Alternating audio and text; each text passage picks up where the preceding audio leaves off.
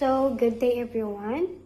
Today, we will discuss the physical self and sexual self. So, the physical self refers to your body, its appearance, structure, and how it changes over time. So, the sexual self naman involves your sexual feelings, identity, behavior, intimacy, and reproductive health. They are connected because your body affects how you feel about yourself. But the sexual self is broader and includes emotions, relationships, and personal values. So, physical self. Number 1, body image. How you see and feel about your body. For example, ito yung isang kabataang hindi komportable sa kanyang balat o timbang ay maaring umiwas ito sa pakikisalamuha. Samantalang ang taong may tiwala sa itsura ay mas aktibo at palakaibigan. So, dito naman tayo sa heredity. Heredity means traits inherited from parents. Ito naman po yung namamana ng isang tao, ang taas, kulay ng mata, o hugis ng katawan. Mula sa magulang, pati hilig sa sport o mabilis na metabolismo ay maaaring ninana. So, we proceed. Number 3, development. Development means change from childhood to adulthood. So, ito yung mula pagkabata hanggang pagdadalaga o pagbibinata, nagbabago ang katawan tulad ng pagtaas ng biglaan, pagbabago ng boses, paglaki ng dibdib, at pagdami ng buhok sa katawan. So, dito naman po tayo sa sexual self. Sexuality. Sexuality means your sexual feelings and experience. So, ito yung kasama dito ang iyong sexual na damdamin, pagkagusto, at emotional na reaksyon. So, halimbawa, pagkakaroon ng romantikong paghanga sa isang tao o pagkilala kung saan ka komportable at hindi komportable. So next, sexual identity. Sexual identity means how you identity in gender and orientation. So ito naman yung kung paano mo nakikita ang sarili mo batay sa iyong kasarian at orientasyon. Halimbawa, ang isang tao ay maaring makilala bilang lalaki, babae o non-binary o bilang straight, bisexual at iba pa. So, yun yung tinatawag na sexual identity. So, dito naman po tayo sa sexual behavior. Sexual behavior means actions influenced by health, society, and personal factors. Ito naman po ang mga kilos na may kinalaman sa sexual na desisyon na naapektuhan ng personal na paniniwala. Pagpapalaki, edukasyon sa kalusugan, at pressure ng lipunan. Halimbawa, pagpiling maghintay bago makipagtalik dahil sa paniniwala at pag-ingat sa kalusugan. And number 4, sexual intimacy. Sexual intimacy means emotional closeness. Hindi lang ito tungkol sa physical na paghawak. Kasama rin ang emotional ng connection, tiwala at pagiging komportable. Halimbawa na lang, may dalawang magkasintahan na nagbabahagi ng problema, nagtitiwala sa isa't isa at nararamdaman ang seguridad kapag magkasama. So, ayun, Number 5, reproduction and sexual health. It means practice related to sexual health. So, ito naman po yung kasama rito ang pag-unawa sa reproductive system, pag-iwas sa infection at paggawa ng responsibleng decision. So, magbigay tayo ng halimbawa. Paggamit ng protection, pag-alam sa menstrual cycle, o pagkonsulta sa doktor tungkol sa kalusugan ng reproduction. Our topic is diseases associated with reproductive organs. So now, let's discuss infection. Infection is the most common problems in the reproductive organs. They can be caused by bacteria, viruses, fungi, or germs spread through sexual contact. If these infections are not treated early, they may spread and damage parts of the reproductive system, making it harder or impossible to have a children. Next is vaginal infections for females. Vaginal infections happen often, especially in young girls, older women, or anyone with a weak immune system. They can occur when bacteria from the digestive system enter the vagina or when sexually transmitted diseases or yeast grow too much. This infection can cause discomfort and should be treated quickly. Next is complicated of untreated vaginal infections. If vaginal infections ignored, it can spread to the uterus and fallopian tubes, leading to pelvic inflammatory disease, can make it difficult or impossible for a woman to get pregnant. It can cause long-term pelvic pain and disease, the risk of dangerous pregnancies. Infections can also cause painful and irregular periods. Next is common male reproductive infections. Men can also experience reproductive infections such as prostatitis, urethritis, and epididymitis.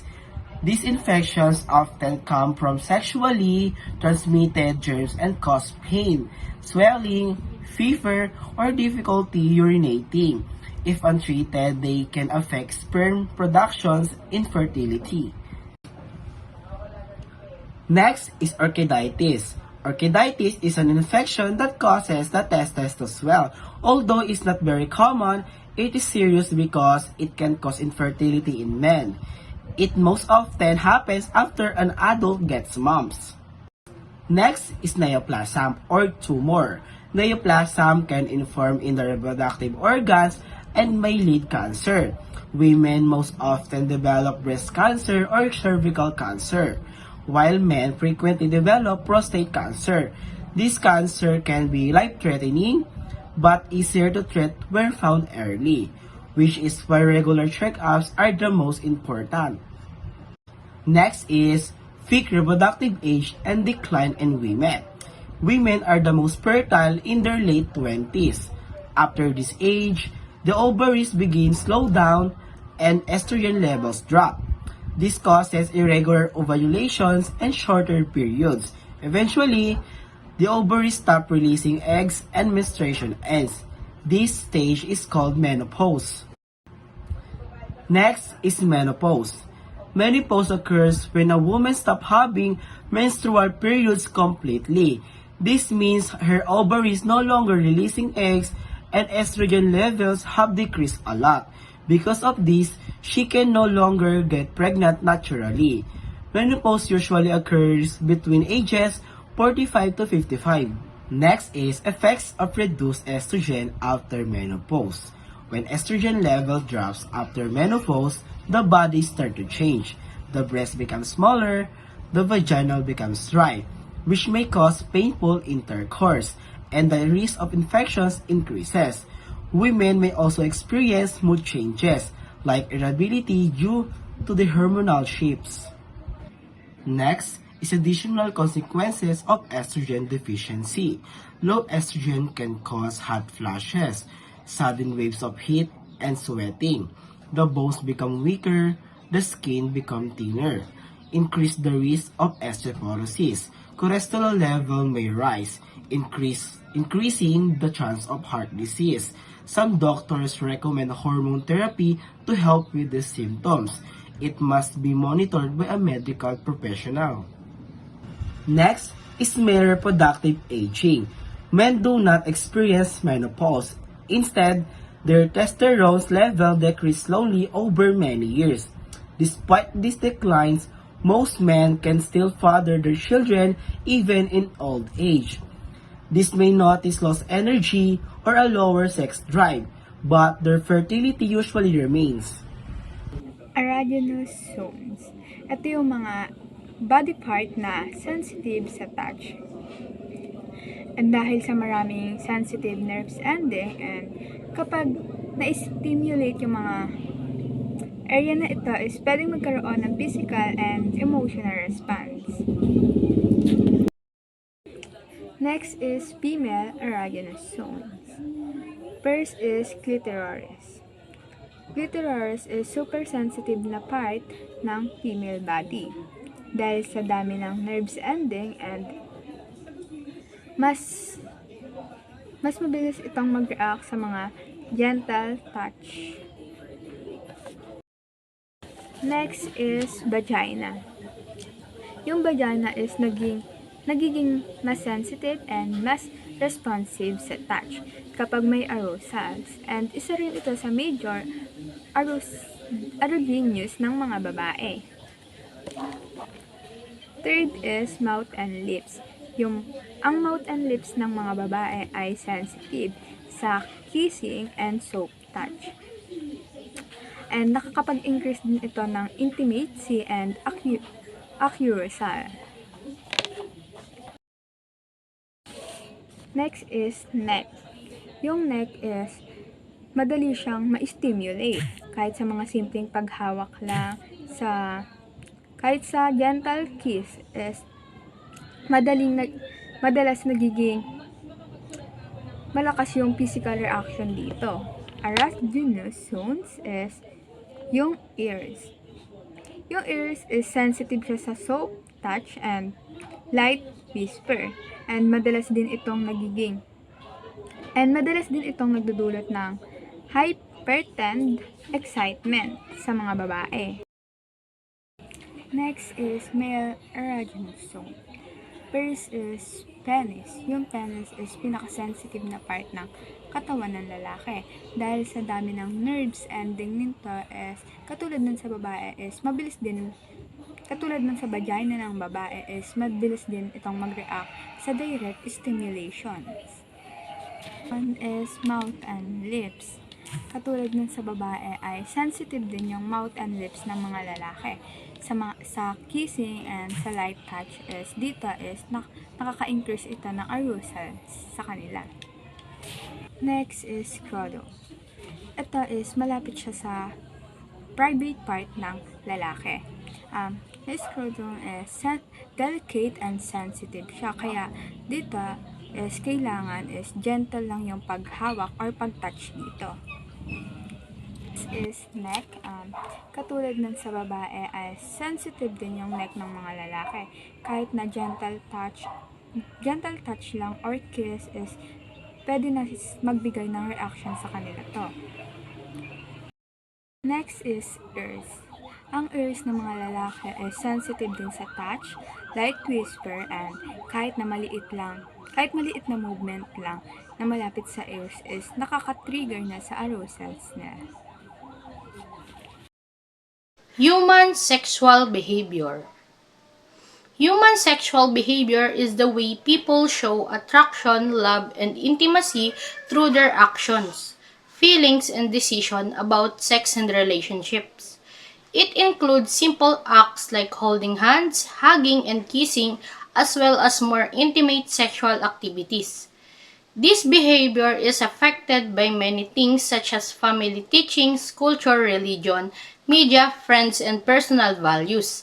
During adolescence, many young people become more curious about love, sex because of body changes and hormones. It is very important that any sexual activity is based on consent, meaning both people clearly agree and are not forced. Responsible sexual behavior also means respecting boundaries, saying no when not ready, and not pressuring others. It also involves protecting oneself from sexually transmitted infections, STIs, and unwanted pregnancy by having correct information and making carefully choices. Understanding human sexual behavior helps young people avoid risky actions, respect themselves, and build healthy, respectful relationship with others. Ang human sexual behavior daw ay tumutukoy sa kung paano ipinapakita ng tao ang attraction at pagmamahal at pagiging malapit sa iba sa pamamagitan ng kilos, emosyon at desisyon tungkol sa sex at relasyon. Hindi lang ito tungkol sa pakikipagtalik, kasama rito ang simpleng paghawak sa kamay, pagyayakap, paghalik at panliligaw, at pag-uusap tungkol sa damdamin. Malaki ang epekto ng pamilya, kultura, reliyon, media, barkada at sariling paniniwala sa pag-uugali natin pagdating sa pag-ibig at sex. Sa panahon ng pagdadalaga at pagbibinata, nagiging mas curious ang mga kabataan tungkol sa love at sex dahil sa pagbabago ng katawan at hormones. Pero napakahalaga po ng consent o malinaw na pahintulot, ibig sabihin parehong pumapayag ang dalawang tao sa anumang ginagawa nila at walang pilitan o pananakot. Halimbawa, kapag hindi pa handa ang isang babae o lalaki, may karapatan siyang magsabi ng hindi pa ako ready at dapat irespeto natin iyon. Bahagi rin ng responsableng sexual behavior ang pag-iwas sa STIs at hindi planadong pagbubuntis sa pamamagitan ng tamang impormasyon at mag-ingat na desisyon. Halimbawa, mas pinipili ng iba na mag-focus muna sa pag-aaral at umiwas sa sitwasyong pwedeng magdulot ng problema sa kinabukasan nila. Kapag naiintindihan ng kabataan ng human sexual behavior, mas natututo silang irespeto ang sarili, irespeto ang iba, at umiwas sa delikadong gawain. Sa huli, ang layunin ng pag-aaral na ito ay hindi para i-encourage ang maagang pakikipag-sex o pakikipagtalik, kundi para turuan tayong maging responsable, marunong mag-isip at marunong rumespeto sa anumang relasyon na papasukin natin. Number 2. Hugging or cuddling your partner to show love and comfort. Ang pagyakap o pagcuddle sa partner ay paraan ng pagbibigay ng lambing, saya at seguridad. Sa yakap na ipapakita mong nandyan ka para sa kanya. Number 3. Kissing someone you are in romantic relationship with. Ang paghalik sa taong karelasyon mo ay kilos ng romantikong pagmamahal at pagiging intimate. Ipinapakita rito na malalim ang nararamdaman mo sa kanya at nagtitiwala kayo sa isa't isa. Dapat laging may panggalang at pahintulot ang ganitong kilos. Number 4. Choosing to say no to any sexual activity because you are not ready. Ang pagsabi ng hindi sa anumang sexual na gawain dahil di ka pa handa ay mahalagang bahagi ng responsableng sexual behavior. Ibig sabihin nito, pinoprotektahan mo ang sarili mo at iginagalang mo ang nararamdaman mo. At hindi ka nagpapadala sa pressure ng ibang tao. Lagi mong karapatan ang tumanggi.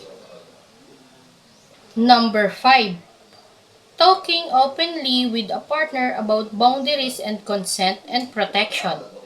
Ang mabuting pakikipag-usap sa partner tungkol sa hangganan, consent at protection ay nagpapakita ng pagiging mature at responsable. Dito ninyo pinag-uusapan kung ano ang okay at hindi okay sa inyo, kung kailan oo at kailan hindi at kung paano iiwasan sa STIs at hindi planadong pagbubuntis, tulad ng paggamit ng proteksyon. Ipinapakita nito na ang pinapahalagan ninyo ang kaligtasan at respeto ng bawat isa. Two types of human sexual behavior. First, Ang human sexual behaviors ay malalaman natin based on the participants' gender at kung ilan sila. First is solitary behavior, which involves one person lamang. And social-sexual behavior, which involves multiple people. Ang social-sexual behavior can be heterosexual, which is male to female, or homosexual, which is same-sex. When 3 or more individuals participate, both heterosexual and homosexual activities may occur at the same time. First, we have solitary behavior. So, it means a self-gratification, which means sexual satisfaction. That leads to sexual arousal, or we can say, other word niyan is inhit. And also, it also happens when you reach sexual climax. Usually, most self-gratification takes place in private since it's a one person only, but can also be done in social-sexual relationship na pag-usapan natin mamaya. So, ang self-gratification mostly begins at or before puberty, and it is very common among young males, which mostly around their 10 to 15 years old, but becomes less frequent or is abandoned when social sexual activity is available or kung meron siyang kasama na gumawa ng sexual activity. Consequently, self-gratification is most frequent among the unmarried, which is yung mag-isa nga lang. There are more males who perform or acts of self-gratification than females. Kasi since mas kadalasan ng based on research siya, mas need ng lalaki ng pleasure kaysa sa babae. And the frequency greatly varies among individuals, and it usually decreases as soon as they develop social-sexual relationship na pag-usapan na natin mamaya. And also, majority of males and females have fantasized of some social-sexual activity while they gratify themselves. The fantasy frequently involves idealized sexual partners and activities that the individual has not experienced yet. So next we have social sexual behavior. Ang social sexual behavior often begins in our childhood or teenage life, and often driven by, of course, curiosity, and includes actions like showing or examining our genitalias, or yung male or female reproductive organs. And as individuals grows, affectionate like physical contact happens, such as neck kissing or petting, or yung pag-stroke ng genitalia, something ganon. And it helps them to learn about sexual interaction and plays a role in courtship and partner selection. Petting ranges from simple caresses like yung pag-stroke nga to our genitals to stimulation, and is commonly experienced as a part of sexual development. Ang coitus naman po is the technical term for sexual intercourse, and it's viewed differently across societies depending on marital status. Some cultures allow some form of premarital sex, especially when marriage is intended, while marital sex is often expected as an obligation. Extramarital sex or something like affair is typically condemned more strongly for women than men. This reflects a persistent sexual double standard. Postmarital sex naman is among separated, like separated, divorced, or widowed individuals is generally disregarded, and enforcing abstinence or yung practice of self-enforced restraint from indulging in bodily activities in these groups is difficult for societies that restrict sex to marriage. In physiology of human sexual responses, there is a thing called sequential stages where sexual activity by male and female is being performed. So the first stage is the excitement phase. So from the word itself, excitement, dito tumataas yung pulso and yung blood pressure kapag yung sexual activity ay ginagawa na. So, dito rin nagfa-flush, namumula yung muka, pati yung katawan. And also, kapag ginagawa na yung sexual activity at nasa excitement phase pa lang, usually yung muscle ay nagte-tense. So, that is the excitement phase. Unang stage yon ng sequential stage or yung response kapag ginagawa yung sexual activity. So, next ay yung plateau stage or yung plateau phase. Sa plateau phase naman, so after ng excitement phase, ito yung papunta pa lang sa climax phase. So habang ginagawa yung sexual activity sa plateau phase, minsan nag-occur na dito or nangyayari na dito yung orgasm kapag pinoperform na yung sexual activity, usually kapag na-overstimulate. Next ay yung sexual climax. So sa sexual climax or yung pangatlong stage, dito usually yung pinaka-peak. Ito rin yung tinatawag nilang peak sa sexual activity between male and female. Why? Because sa sexual climax, dito na talaga nangyayari yung orgasm. So, dito, mas nagte-tense yung muscle. Mas nagte-tense yung pag-build up ng muscle usually sa lalaki rin. And also sa vaginal tension sa babae.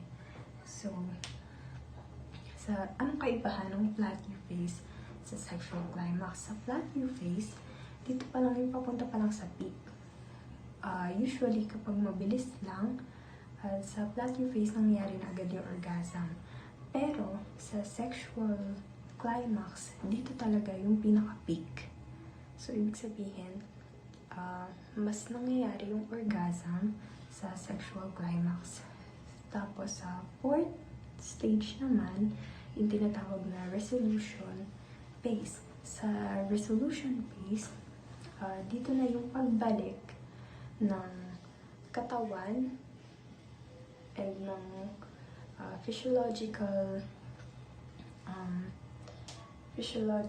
state ng male and female after ng third stage, which is the sexual climax or yung peak. So, pag bumalik na yung physiological state ng male and female, dito na babalik yung katawan, yung pulse, yung body tension, into normal again. Pero sabi dito, yung male and female, magkapareho lang sila ng responses, di ba? Pero ang male, kapag nakabot na sila sa peak or sa sexual climax at nasa resolution stage na sila, mabilis yung pagbalik nila sa normal state. Kapag nagtuloy-tuloy yung stimulation. So, ibig sabihin, kapag yung mga lalaki, nagtuloy-tuloy yung stimulation, bumabalik lang ulit sila sa normal state. Hindi na sila nagkakaroon pa ulit ng orgasm kasi ganun yung katawan nila. However, pagdating sa babae, sabi sa resolution phase, kapag nagtuloy-tuloy pa rin yung stimulation, pwedeng mag-produce pa rin sila ng multiple orgasm. So, yun yung kaibahan ng male and female pagdating sa resolution phase. Yung lalaki, madaling bumalik sa normal yung katawan, yung body tension nila kahit pa magtuloy-tuloy yung stimulation whenever they are doing the sexual activity. However, yung babae, when stimulation continues, their body can produce multiple orgasms. So, magkaiba yun. Magkaiba yung lalaki. Nervous system and sexual response. Today, I'm going to explain how the nervous system helps control our body's reaction, including sexual responses in a way that's simple and easy to understand.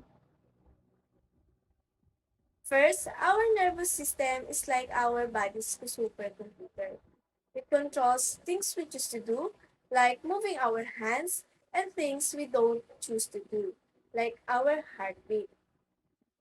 There is a special part called autonomic nervous system, which take care of the body's automatic reaction.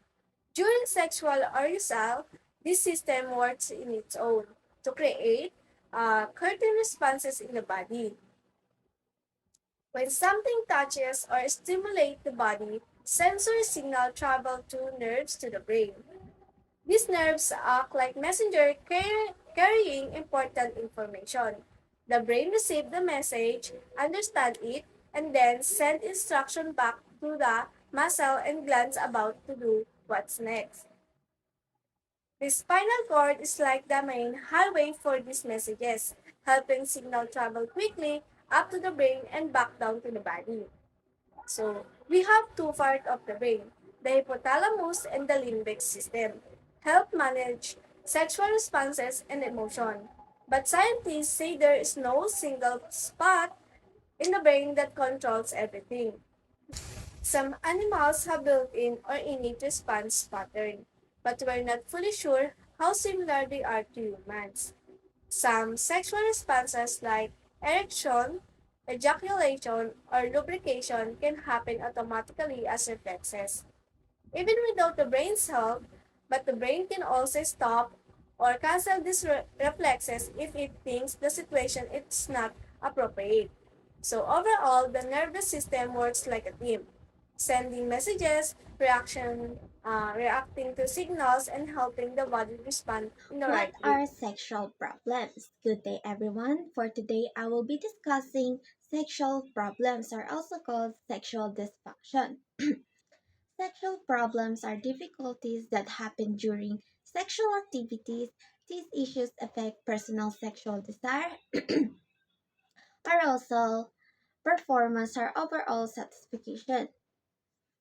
They can happen to both males and females, and they may be temporary or long term. Some common examples include sexual desire, difficulty becoming aroused, trouble reaching orgasm, and pain during sex. These problems can be affect person's confidence, comfort, and relationship with their partner. Cause of sexual problems. Sexual problems come from two major categories, which is physical cause and psychological cause. First is physical cause. These are the issues connected to the body. Hormonal change like uh, low estrogen or testosterone can affect desires and arousal. Medical conditions such as diabetes, high blood pressure, or heart disease can limit blood flow, which makes arousal and performance more difficult. Some medication, including antidepressant or antihypertensive drugs, can also reduce sexual desire, make it harder to become aroused. Lifestyle factors like extreme fatigue, lack of sleep, alcohol, and drug use also interfere with how the body responds during a sexual activity. Are the psychological cause. These came from the mind and emotion.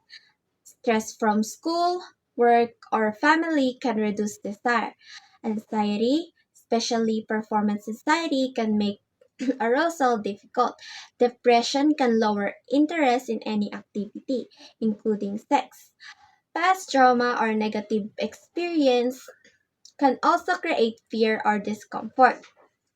Relationship problems such as misunderstanding or lack of trust, efficient intimacy.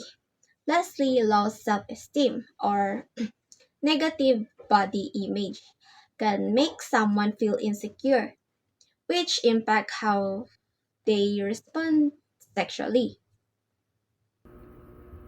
So hello everyone. Our next topic is all about STD. So ano nga ba ang STD?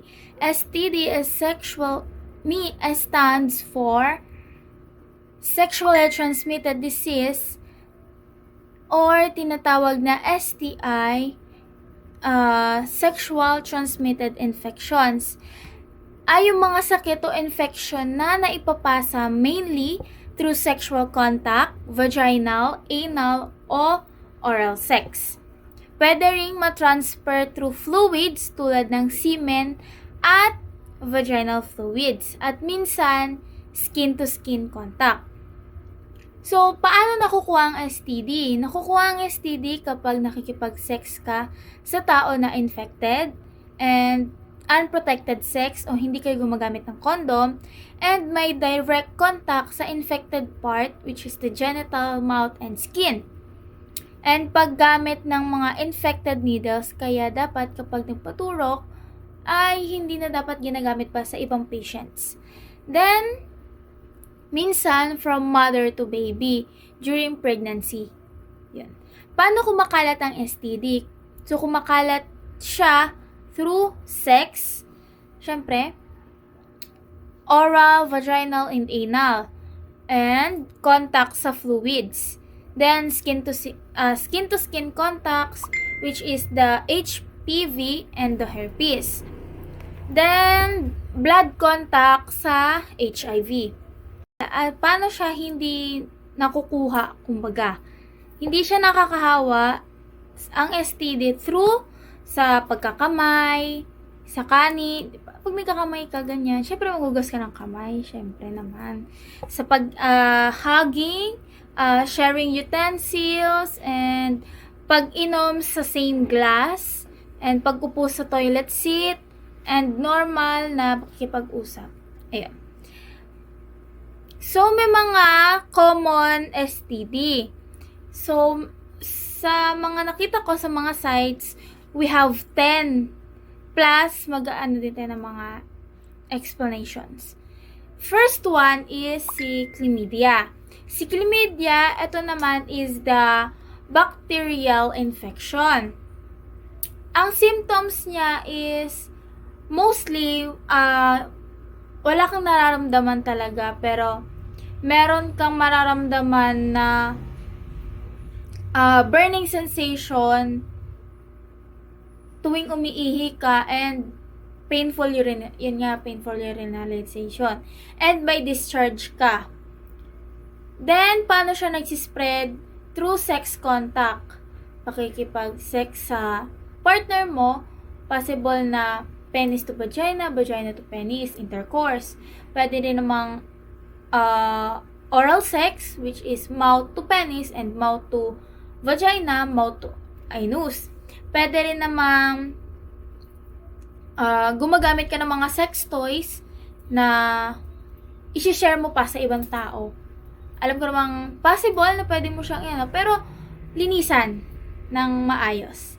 I-disinfect siya para if you have that kind of bacterial infection,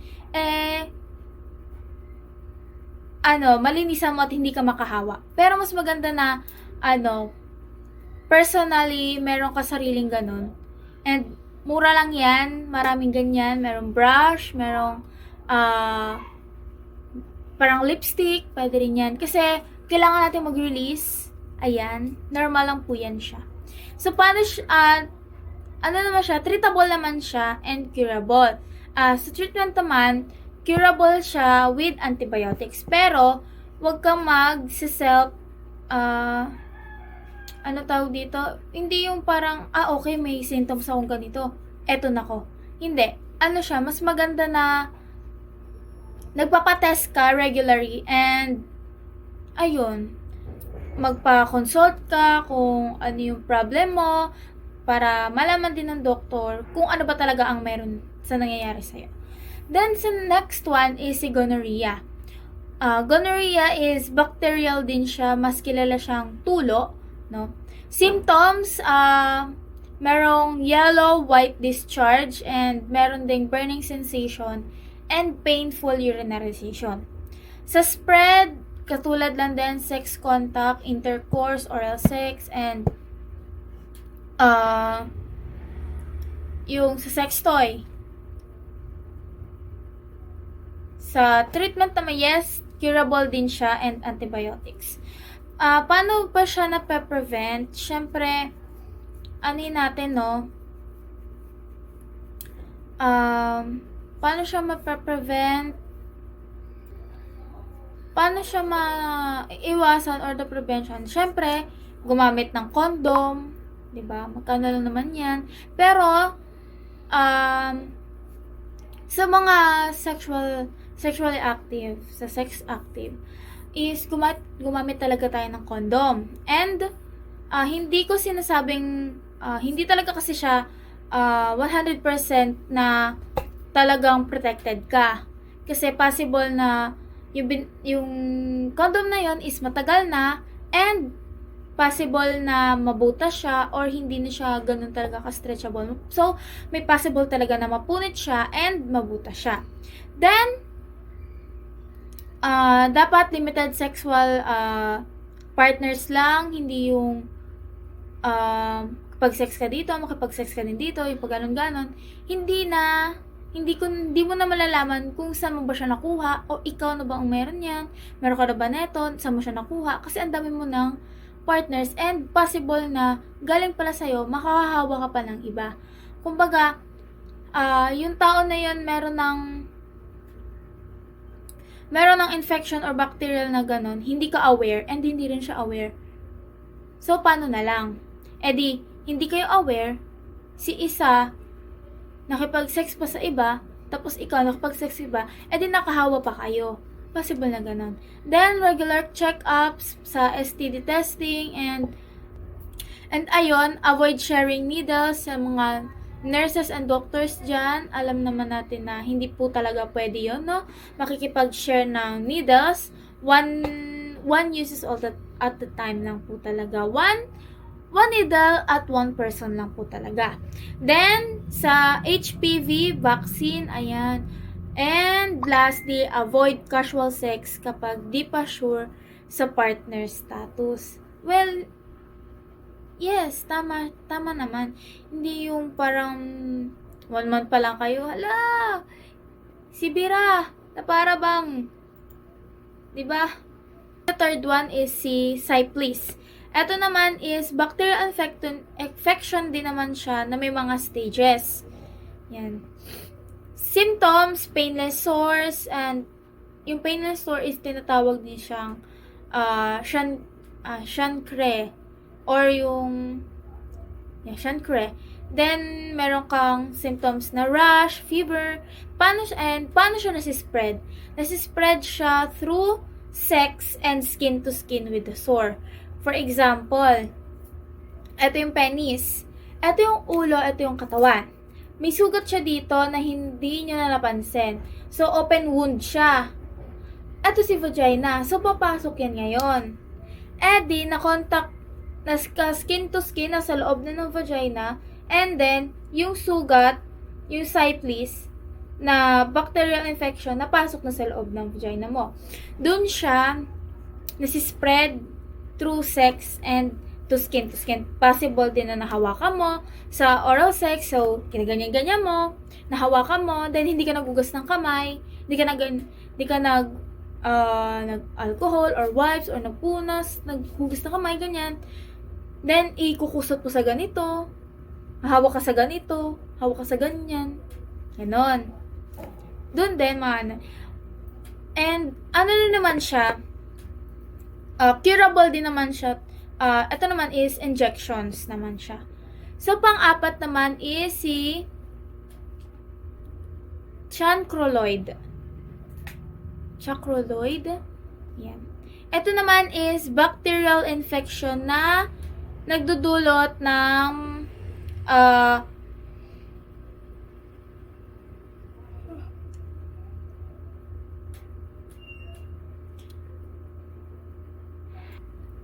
So, pang-apat naman si chancroid. Chancroid is bacterial infection naman siya na nagdudulot ng masakit na pananakit sa mga sugat sa genitals. Nagsispread din siya through sex, and sa treatment naman, and curable naman siya, same dun sa dalawa na antibiotics din. Yung panglima naman is human papillomavirus. Papillomavirus is, in short, is HPV. Ito naman is virus siya na may hundreds of types. Sa symptoms naman, meron kang genital warts, may mga high-risk types na cause ng cervical cancer. Ito naman, nagsispread siya sa skin-to-skin sexual contact. Skin-to-skin sexual contact. Ayan. Sa treatment naman, wala siyang cure for the virus, pero may vaccine para yung sa warts, ma-remove siya. So, yun lang, yung sa kanya, hindi siya curable dun sa virus. Pero, may vaccine or may ginagawa para matanggal yung warts. Ayan. Sa pang-anim naman, yung herpes simplex virus, in short is HSV. Ito naman, virus din siya, virus causing a cold sores or genital sores. Symptoms naman niya is magkakaroon ka ng blisters and may painful sores ka naman na pamamaga. Paano siya nasi-spread? Kasame lang din, skin to skin, kissing, and sex. Ito naman is, syempre, virus na siya, makakaano na siya sa saliva, no? Kasi kissing and sex din.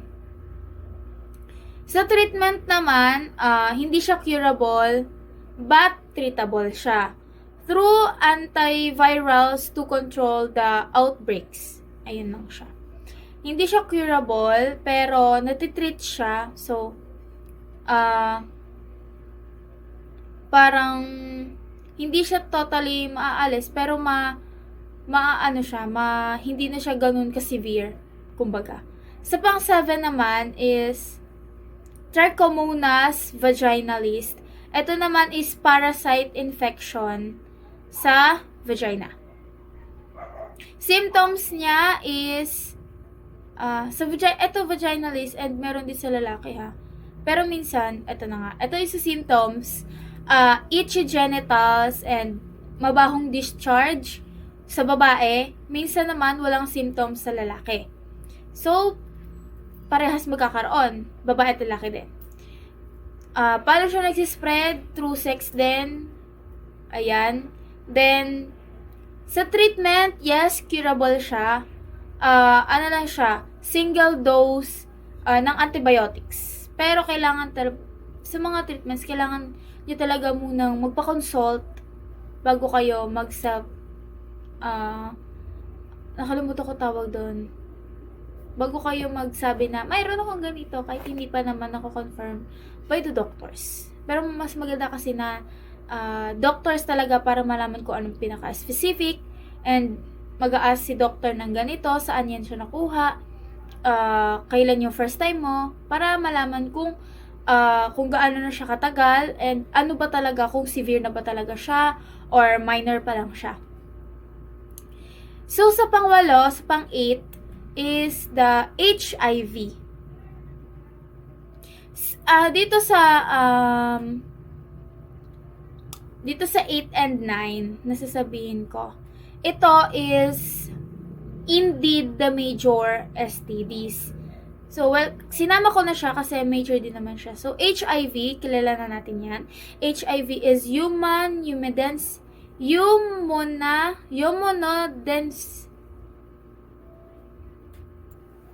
Sa pang-8 naman, yun nga, HIV. So, meron, dito sasabihin ko na 8 to 9 is indeed the major STD. So, sinama ko na din siya. So, HIV stands for Human Immunodeficiency Virus.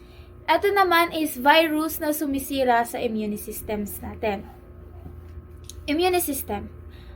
Symptoms, flu like at first, long-term weakening of immunity.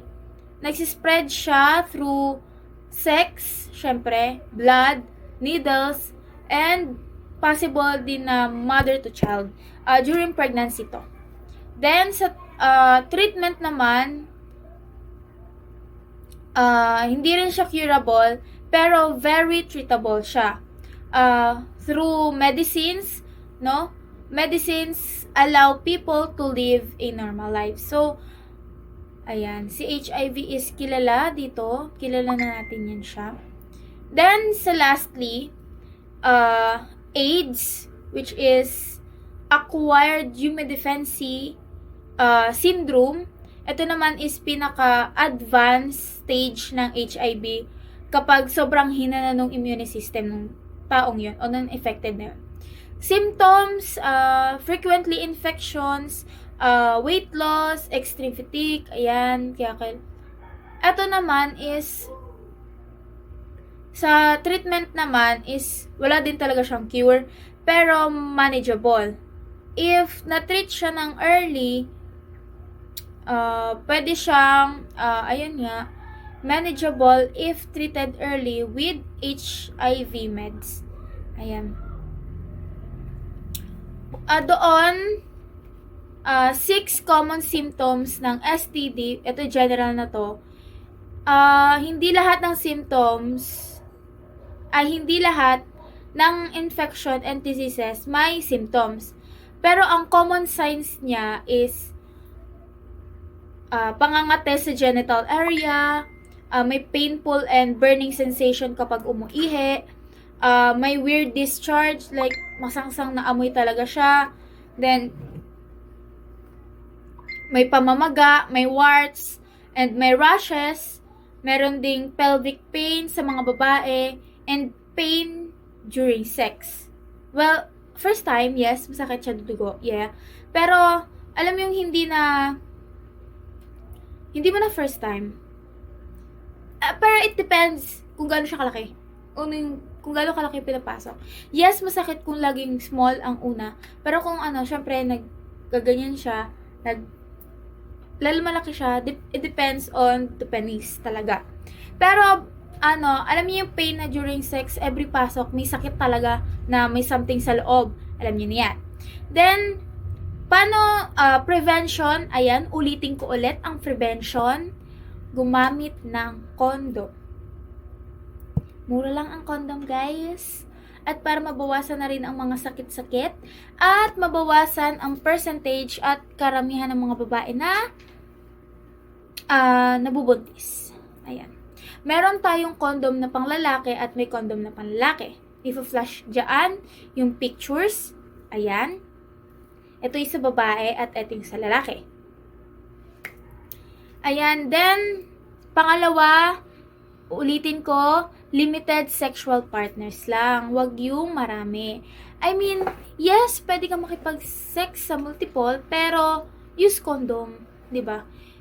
And don't cheat your partners talaga, no? Kapag may partner ka, stick to one lang. Kasi may mga bacteria na, good bacteria para stick lang kayo. Paano kung for example, ito. Kunwari, ito si partner number 1, sila is swak sila. So, bacteria nilang parehas is, magkakilala na. So, walang mangyayari dyan. So, wala silang sakit, ganyan. Very safe. Tapos, merong papasok na another girl. Ito silang dalawa. See? Ito yung mag-partner na very, very safe sila. Very ganyan. Tapos, si lalaki, parang nawala na yung excitement. So, nawala na excitement, makikipag-sex sa other girl. Ayan. So, 3 na sila. Ang mangyayari, ang bacteria ni girl at ni boy, di ba dapat sila lang dalawa, merong papasok na another bacteria. So, si bacteria A, mapapasa, di ba ito bacteria A, ito si bacteria B. Pag nasama yan dito, hindi na swak. Diba? Maninibago si bacteria A, ay bakit may bacteria B dito? So, possible na dun ma-develop, and lalo na kapag may infection na si girl or si boy. na mapapasok sa another relationship. Parang ganun kasi ang nangyayari kapag nakipag-sex ka sa iba without your basta ganun ang nangyayari. Kapag meron kasing mga bacteria na good bacteria and bad bacteria talaga. Hindi naman pwedeng puro good bacteria lang, 'di ba? Hindi naman puro bad bacteria lang. Syempre, para ma-balance, merong bad bacteria and good bacteria tayo sa katawan.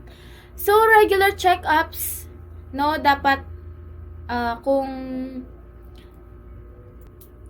ayun nga, kung sexual active kayo, dalawa ng partner nyo, no, regular check-ups talaga kayo, or parang may something off na, meron nangyayaring ganito sa body nyo, magpa-check up kayo agad para malaman nyo at early pa. Hindi yung ilang months nyo na, ilang years nyo na dinadaing, hindi pa rin kayo nagpapa-check ups. Maganda na malaman ng una pa lang kaysa sa late. Kasi mas naku-cure siya at mas nalalaman natin kung ano yung gagawin mo, ano yung mga limitations mo lang, ano lang yung mga gagawin mo, yung ganon. Then, sa mga doctors and nurses, alam na naman nila yon.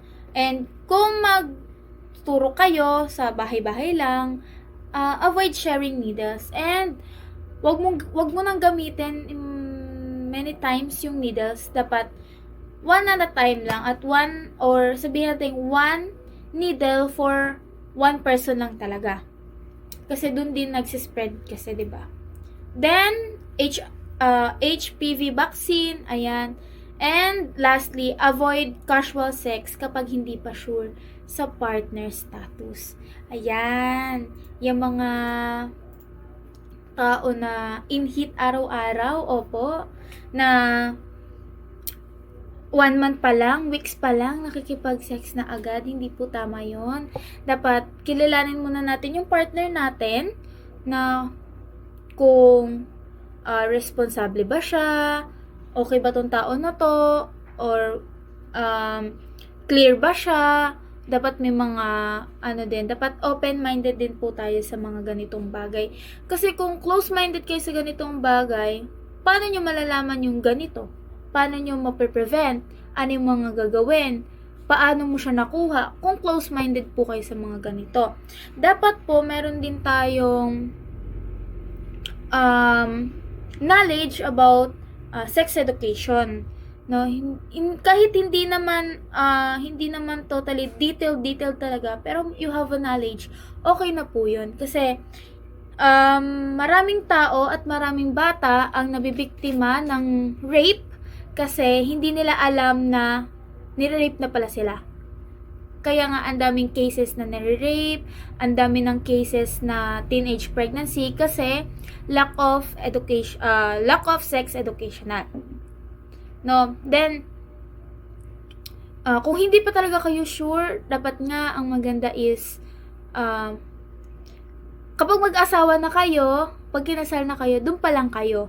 Hindi yung mag-sex kayo agad bago ang mga pangyayari. Pero kung hindi talaga makapagpigil at kailangan na talagang ganon, you can use sex toys naman po. And kung ayaw nyo ng mga vibration and mga ganyan-ganyan, gusto nyo talaga na may pinapasok talaga sa mga ano nyo at may pinapasukan kayo, gumamit na lang po talaga tayo ng condom. Ayan, normal ang gumamit ng normal ang pagkaganyan, pagsasasarili, pwede rin pakikipag-sex. Hindi ko tinotolerate yung pakikipag-sex talaga as in talaga. Pero kailangan talaga natin mag-release kasi parang kumbaga stress reliever siya. Kapag stress ka, magaganyan ka lang, parang nare-release mo kasi, parang ganon. Eto sa akin yun opinion ko yun. Open opinion naman po tayo, no? At yun lang po ang alam ko. And ang mga curable and curable versus treatable. Ang mga curable is natatanggal talaga completely is meron tayong 5. Si chlamydia, gonorrhea, syphilis, canroid, and trichomonas. Ang mga treatable naman is controlled but hindi talaga sila nare-remove completely. Meron tayong 3. Si HPV and HSV, yung herpes, and yung HIV. Yung HIV pero kayang maging undetectable. Yun. Sana may natutunan kayo sa topic ko. Yun lang po. Thank you! So now, let's talk about natural and artificial methods of contraceptives. So first, what is contraceptive? So contraceptive is a method or devices that used to prevent pregnancy. Okay? Then, we have natural method. So what is natural method? Natural method, it is a way na hindi tayo gumagamit ng kung anumang gamot or chemical or artificial devices to control birth, okay, or to prevent pregnancy, okay? So, dito naman, sabi naman dito sa ating PPT ay, so, ayun, sabi nga dito, the natural family planning methods do not involve any chemical or foreign body introduction in human body. So, yung ganun din sinabi ko kanina. So, sa pangalawang bullet naman, sabi dito, people who are very conscious in their religious beliefs are more inclined to use the natural way of birth control, and others follow such natural methods because they are more cost-effective. So, sabi dito is mostly pinipili ng mga tao to yung natural method because of their paniniwala. Okay? And then, sabi din dito is mas gusto nilang sundan yung natural process ng pagbubuntis or pag-control ng pagbubuntis. Okay? It's because gusto din nila ng natural method because ito is makakatipid sa kanila and wala silang gagastusin na kung ano-ano mang gamot na iinumin just to control birth. So we have 7 natural method. First is the abstinence. So sabi dito sa ating PPT, the natural involves refraining from sexual intercourse. Okay? And is the most effective natural birth control method with ideally 0% fail rate. So the abstinence is choosing not to have a sexual intercourse, okay? Or sa madaling salita, hindi pakikipagtalik. Okay? Part of the word pakikipagtalik, doing some sexual intercourse. Okay? Pag ito is pinaka-epektibo at tamang gawin sa natural method sa pag-prevent ng pregnancy. Okay?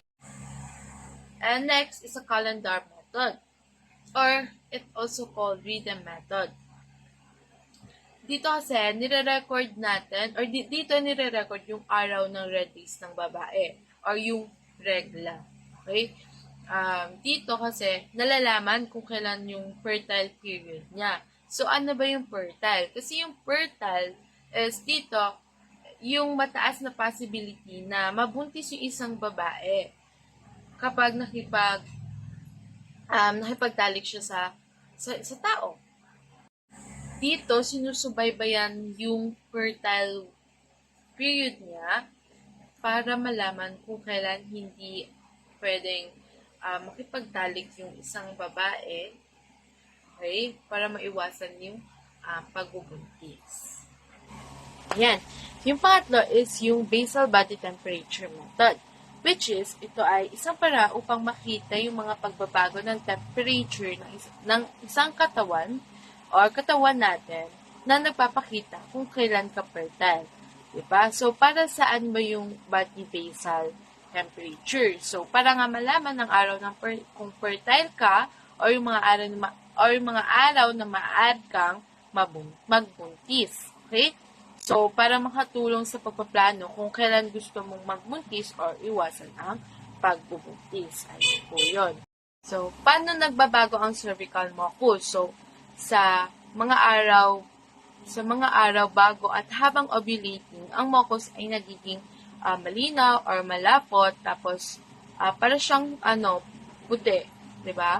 And then stretchy at madulas siya. So, ito ang tinatawag na fertile mucus dahil madali nitong tinutulungan ng sperm na makalabas papunta sa itlog. So, pag kasi po fertile ka, ang cervical mucus mo is medyo creamy paste siya or yung clear paste siya, tapos hindi siya ganun talaga, napapahaba mo siya like pag ganun.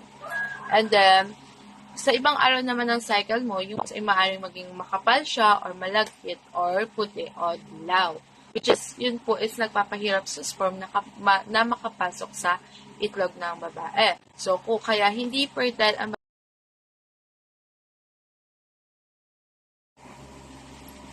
So, ang pang-apat naman is yung symptothermal method, which is sabi dito sa PPT, basically a combination of the BBT or basal body temperature method and the cervical mucus method. So the woman that records her temperature every morning and also take notes of changes her cervical mucus. So dito, nire-record ay sinusukat niya yung body temperature niya kung may nagbabago ba. And also, chine-check niya yung cervical mucus niya kung ito ba is malapot na ba siya or medyo sticky na siya. Yung kulay niya, ano na ba yung kulay niya, dilaw na ba siya. So, ayan, yun po yung symptothermal method, which is a combination of basal body temperature and cervical mucus. So, next is ovulation detection. So, ito is yung way na pagtukoy kung kailan nagaganap yung ovulation or yung paglabas ng itlog sa ovary ng babae. So, mahalaga to lalo na sa mga kababaihan if yung mga gusto malaman yung kanilang fertile period. So, meron po tayong mga paraan ng ovulation detection, which is ovulation predictor kits. Or dito pa sa gamit ng mga test kits para sa ihe or sa research ko din, gumagamit po dito ng a pregnancy test. Ayan, sabi, pregnancy test can refer to ovulation prediction tests which are used to detect the surge in luteinizing yung hormone or yung LH that happens right before the ovulation. And then second is the body basal temperature or yung BBT. So, dito po is nga yung pagsukat ng pinakamababa temperature ng ating katawan tuwing umaga. And meron dito po kasi na sinusukat din yung pagbabago-bago ng temperature nang malaman yung pagka-fertile mo. Pangatlo is yung pagsubaybay sa cervical mucus. So, dito, tinitingnan yung mga pagbabago ng mga mucus sa cervix or yung napakaroon, tama ba ko ng word, napakaroon ng discharge. So, meron dito yung kapag ito yung ay malinaw or malapot and very stretchy siya, ibig sabihin ay malapit o kasalukuyang ovulation yon. And the last is ultrasound and blood test. Sa mga clinics or pwede din kayo sa mga hospital. So, dito is mas okay na paraan na ginagawa sa mga hospital or mga clinic upang makita ang paglaki para makita yung paglaki ng follicle at paglabas ng mga itlog sa ovary. So, mahalaga yung ovulation detection para malaman kung ang pinaka-fertile na araw, kung kailan pinakamataas ang tsansa na mabuntis ang isang babae. So, ito din is nakakatulong siya sa pagplano ng pamilya, like sa family planning, di ba? Or maging pag-iwas sa pagpaplano ng pagbubuntis. So, ito po.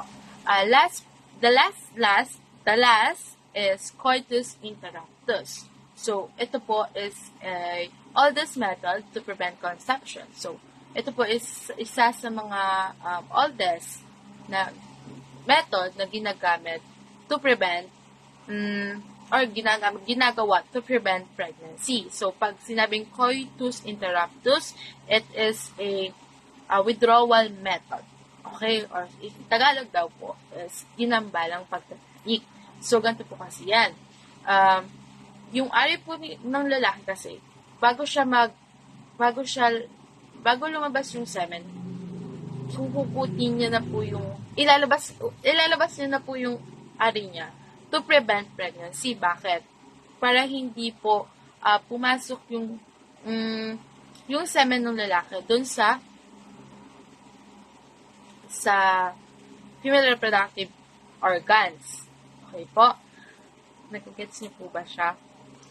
Sa artificial method. So, at dito na po is, first, we have oral contraceptives. So, ito yung alam nating birth control pills. Yung mga pills na iniinom to prevent pregnancy. So, ito po isa po siyang tableta na iniinom siya araw-araw ng babae upang maiwasan nga po ang pagbubuntis. So, yung nilalaman po ng pills na to yung hormones na estrogen at progestin na pumipigil sa paglabas ng itlog or yung ovulation. So, nagpapalapot po ito ng mucus sa cervix para hadlangan ang sperm. Okay po? At pinapalambot ang lining ng matris, yung sa uterus, tama po ba? Para hindi po magdikit ang itlog. So, itagamit po ito is, yun nga po, uminom ng isang pill kada araw sa parehong oras para maging effective po. Next po is transdermal patch, which is the birth control patch. So, ito po, isang manipis na patch po, na idinidikit po sa balat. So, karaniwan pa siya sa braso, sa tiyan, at sa likod po. So, ito po rin po ay naglalabas ng parehong hormones tulad ng oral contraceptives or yung pills, which is the estrogen and progestin. So, ito po is pumipigil din po sa ovulation at pagbabago ng cervix at matris para hindi po mabuntis. Third is vaginal ring. Ito yung sinasabi na birth control ring. So, ano po siya? Isa lang po siyang malambot tsaka na plastic ring, which is pabilog nga po siya, which is ring. Kunyari, ito siya. Pero clear siya kasi sinerch ko, clear siya. So, ganyan siya, bilog siya, na siya. So, ito po is nilalagay po siya sa loob ng vagina. Kunwari, ito yung uterus. Ito yung vagina. And then, ito yung uterus, which is yung mattress po, di ba? So, kunwari, dito siya ipapasok. Ganyan. Medyo malapit siya sa uterus. Ganyan po siya. To prevent po yung pagbubuntis, di ba? So, vaginal ring po is naglalabas din po ito ng hormones, which is the estrogen at progestin, katulad din po ng oral contraceptives and yung isa po. And ganun din po, pinipigil niya po yung paglabas ng itlog mula sa ovary. And nagpapalapot siya ng mucus at pinapahinog niya po yung lining ng mattress para maiwasan ang pagbubuntis. So, ano po ito? Iniiwan po siya sa loob ng vagina ng 3 linggo. Pagkatapos, aalisin at magpahinga ng 1 linggo bago maglagay ulit ng bago. Ang subdermal implant ay isang maliit na plastic na rod siya, gato siya. Kasing laki ng posporo po. So, kumuha po ako ng toothpick. So, ganito siya. And then, sabi dito, it plays under the skin which can be for medical purposes like lung, acting, contraceptions. So, ang naglalagay po niyan ay ang healthcare provider. So, naglalabas siya ng hormone progestin na pumipigal sa paglabas ng itlog o yung ovulation.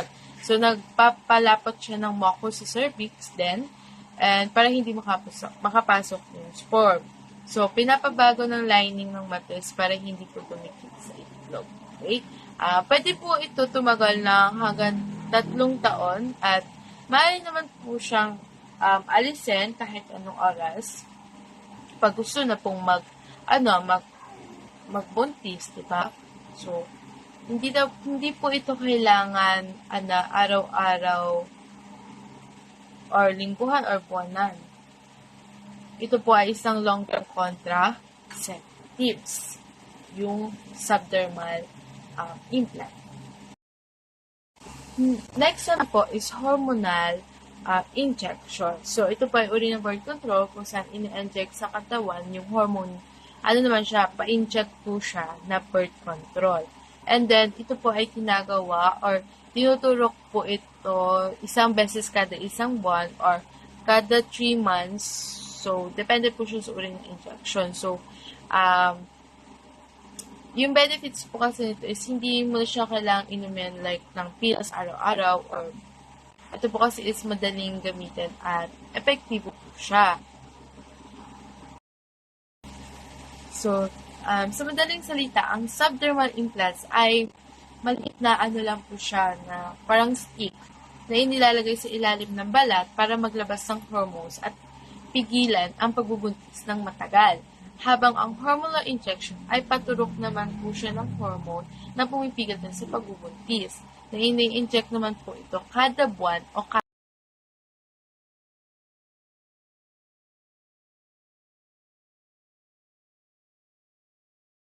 Next is yung the intrauterine device or IUD. So, ang IUD po ay isang maliit na yung T-shape siya na plastic. Ganyan. Pero may curve, naka-curve siya.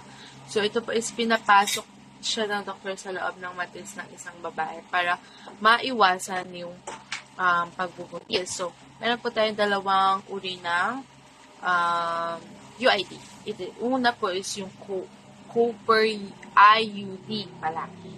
Ang Cooper IUD po is a non-hormonal, long-acting, reversible contraceptives that is over 99% effective at preventing pregnancy. So, yung isa naman po is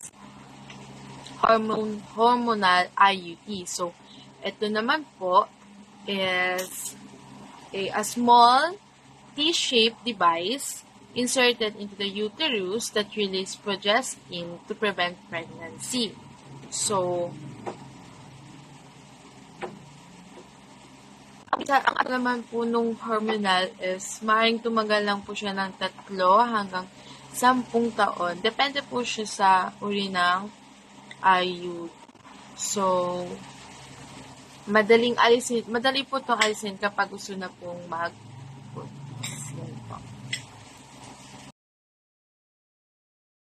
So, sunod naman po is chemical barriers. So, ito ay ang chemical po na ginagamit upang patayin or pigilan yung paggalaw ng sperm papunta po sa itlog ng babae. So, kadalasan ito po ay spermicides na nasa ng cream or gel, foam, o suppositories na inilalagay po sa loob ng vagina bago po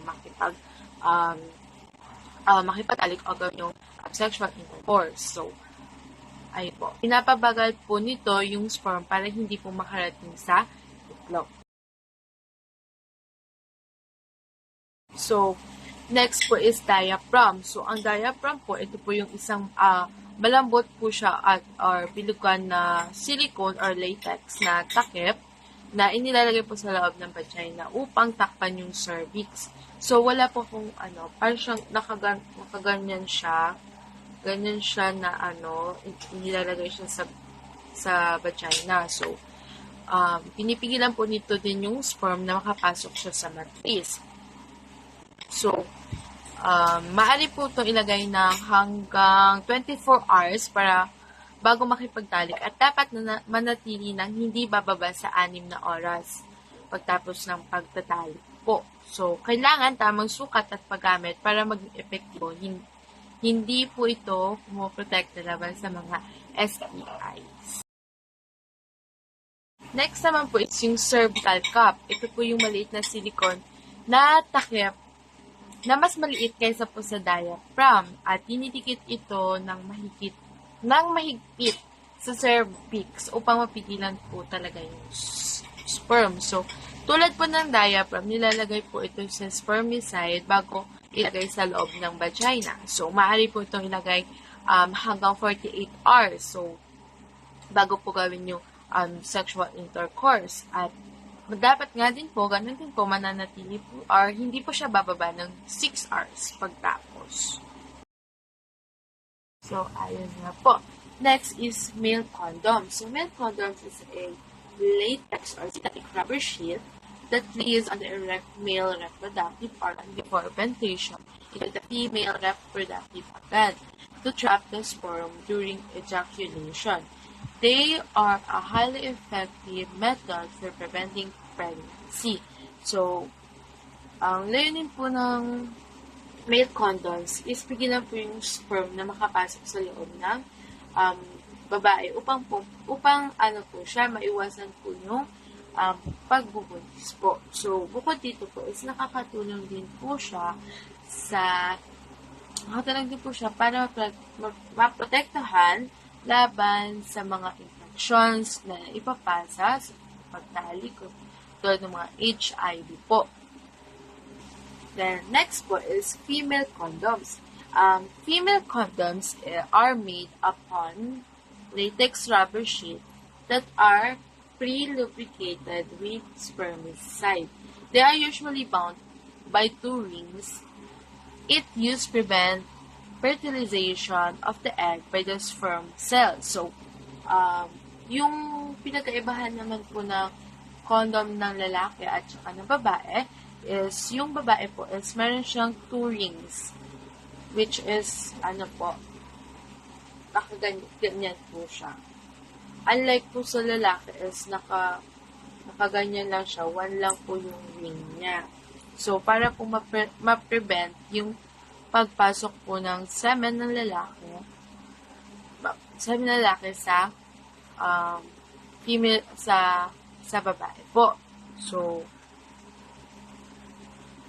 yun po, may 2 rings ito nga po. So, isa sa loob para maipasok sa vagina at mapanatili ang condom sa tamang lugar. At ang isa naman sa labas po siya. So, isa sa loob po, isa sa labas. So, tulad po ng male condom, ito ay pumipigil sa sperm na makakapasok sa matris at nagbibigay protection sa mga HIV diseases. Yung mga diseases po na nanggagaling po sa pakikipagtalik po. Yun lang po, and thank you po.